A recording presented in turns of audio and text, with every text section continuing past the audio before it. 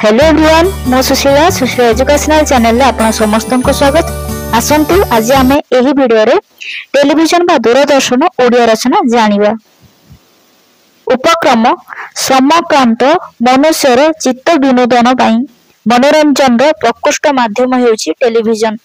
दिन थिला Markovnikov radio उद्भावन करी समाज रे चहल सृष्टि करथिले, किंतु रेडियो रे किए कथा कहूची बा किए गीत गाउची तांको देखिबा निमंते मनुष्य मन रे कौतूहल जात हैला। एही कौतूहल को दूर करी 1926 मसिया रे वैज्ञानिक जॉन बर्ड टेलीविजन उद्भावन कले। ता फल रे लोक माने घरे बसी टेलीविजन रे किए कथा कहूची बा किए गीत गाउची बा किए नृत्य करूची ताहा देखिबार सौभाग्य लाभ कले। एणु टेलीविजन प्रकृष्ट गणमाध्यम रूपे परिगणित होई पारिछि। लोक माने घरे बसी टीवी माध्यम रे दूर विदेश रे कथा, देशर ताजा खबर, नृत्य, गीत, संगीत, नाटक और विविध आलोचना सहज रे देखि पारुछंती और सुनी मध्य पारुछंती।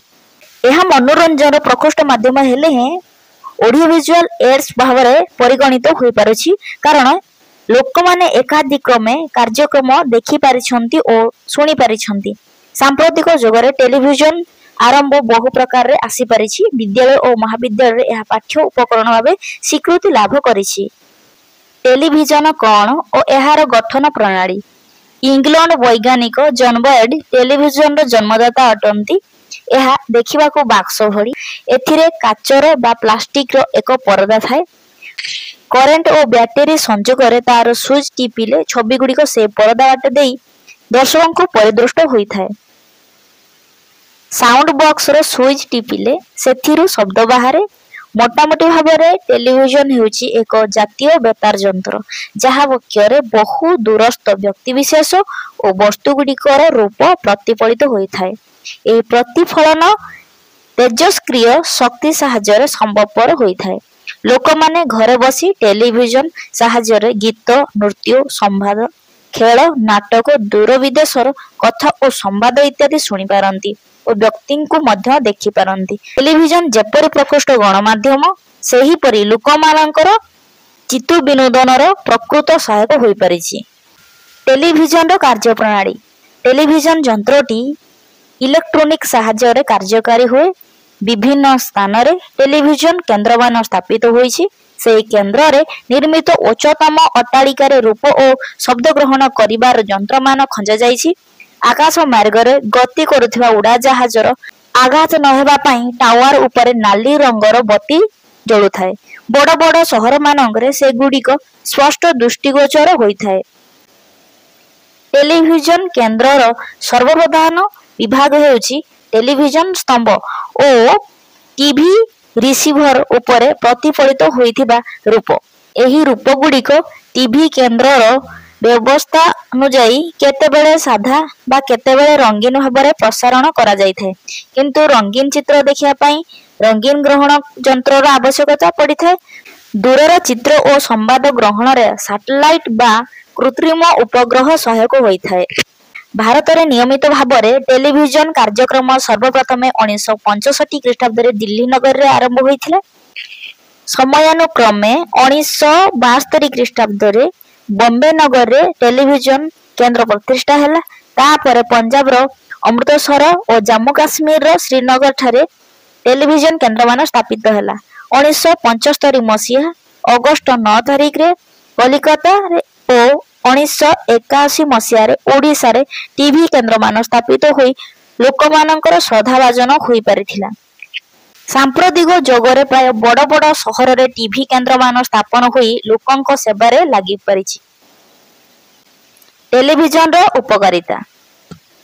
आधुनिक जुगरे टेलीविजन रो उपादेयता सबठारु बेसी। सांप्रतिक जुगरे यह एक सफल गणमाध्यम संस्था। रेडियो संवादपत्र जरिया रे आमे दूर विदेशर संवाद विलंबरे पाउथिबा बेले एही यंत्र साहाय्य रे आमे अविलंबे पाई पारुछु। यह एक दृश्य श्राव्य यंत्र होइथिबारु आमे अविलंबे राष्ट्रनायकों मृत्यु संवाद पाई पारुछु। एही परिकी सरकारी योजनार सफल रूपायन, राजनीतिक नेतांक प्रत्येक भाषण, विज्ञानर अग्रगति, दुर्घटनार ताजा खबर, नाटक नृत्य चलचित्र सहजरे देखि पारुछु और सुनी मध्य पारुछु। ता सहित छात्र छात्री मानक पाठ्य कार्यक्रम शिशु कार्यक्रम साहित्य विज्ञान खेल प्रतियोगिता दैव दुर्विपाकर प्राक सूचना जाताद्री कार्यक्रम सीधा प्रसारण सहज साध्य हो पारिछि।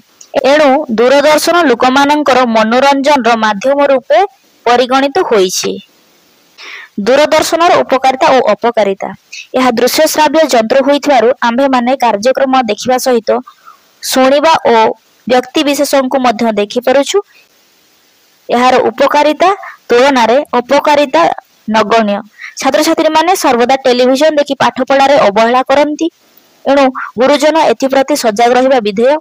टेलीविजन रे प्रकाशित चोरी डकायती नारी धर्षण दंगा हंगामा इत्यादि देखिबारे युव समाज उपरे कुप्रभाव पड़ुछि। फलरे एमाने समाज रे किछि अघटन करी बसुछंती। एप्रति समस्ते सजग रहिबा उचित।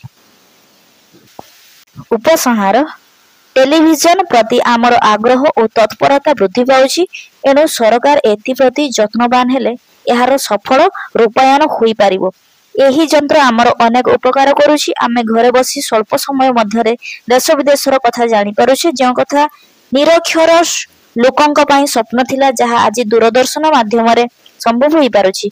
एमाने शिक्षित लोकंक भଳି घरे बसी सब जानि पारुछंती। एणु टेलीविजन शिल्पर उन्नति आमर एकांत काम्य।